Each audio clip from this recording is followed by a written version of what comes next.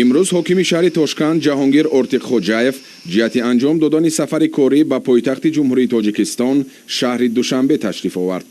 дар фурудгоҳи байналмилалии пойтахт ҳокими шаҳри Тошкандро муовини аввали раиси шаҳри Душанбе Қурбонзода Амирхон ва дигар шахсони расмӣ истиқбол гирифтанд.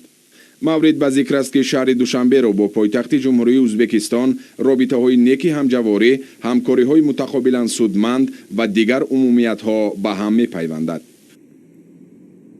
худи ҳамон рӯз дар доираи сафари корӣ мулоқоти ҳокими шаҳри Тошканд Ҷаҳонгир Ортиқхоҷаев бо раиси шаҳри Душанбе муҳтарам Рустами Эмомалӣ баргузор гардид.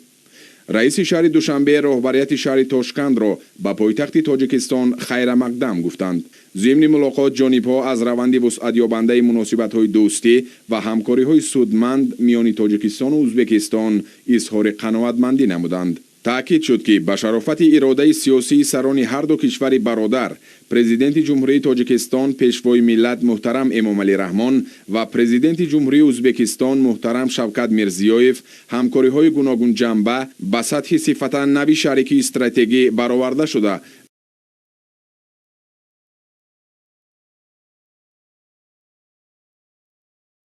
айлон густариш меёбанд.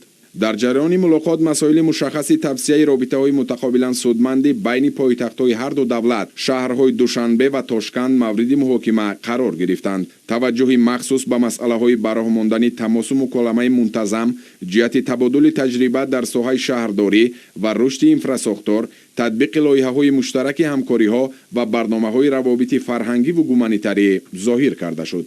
ҳокими шаҳри Тошканд дар доираи сафари худ ҳамчунин аз корхонаи истеҳсоли обҳои ташнашикани Сиёма дидан намуд. маврид ба зикр аст ки корхонаи мазкур дар доираи дастуру ҳидоятҳои асосгузори сулҳу ваҳдати миллӣ, пешвои миллат, президенти ҷумҳурии Тоҷикистон муҳтарам Эмомалӣ Раҳмон бунёд ёфта, имконият дорад ки дар як сол ба ҳисоби як бастикорӣ 33 миллион литр обро истеҳсолу ба харидорон пешниҳод намояд.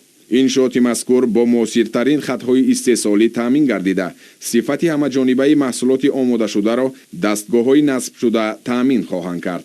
зимни шиносоии ҳокими шаҳри Тошканд ба маҳсулоти истеҳсол намудани корхонаи мазкур баҳои баланд дода, иқдоми роҳбарияти шаҳри Душанберо хеле муҳиму саривақтӣ арзёбӣ намуд.